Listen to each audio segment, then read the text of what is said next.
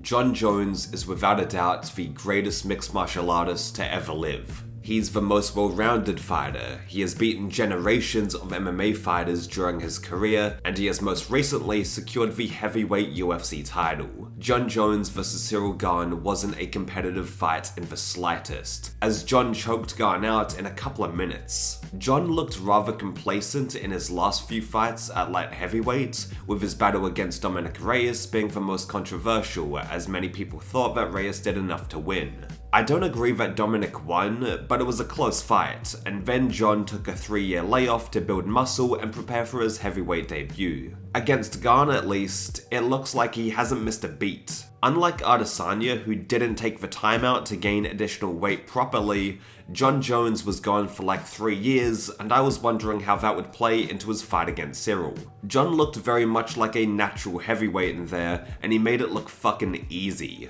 I couldn't even tell if Ciryl was a bit flat or not tonight because it was over before the first round had ended. I could go on and on about Jon Jones' performance, but everyone else is gonna do that anyway and analyze those 2 minutes better than I ever could. So with that said, I'm gonna talk about where Jon Jones goes from here in the heavyweight division. Yes, he's solidified as the GOAT, but I imagine Jon didn't take 3 years out to gain all that muscle and prepare for a brand new division just for 1 or 2 fights. Ideally, if Jon keeps out of trouble, I want a season of Jon Jones in 2023, with a mega fight against Stipe and hopefully another title defense. My mind immediately thought of Tom Aspinall if he could climb up the UFC rankings, of course. He moves like a middleweight, has very powerful hands, and his jiu-jitsu game is on point.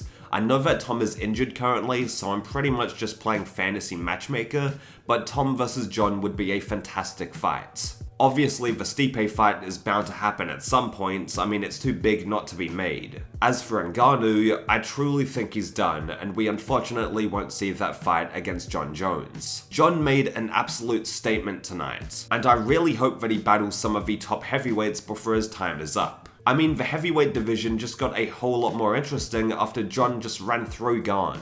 We still have some questions about Jon's cardio in the later rounds, and if his power will translate in the heavyweight division.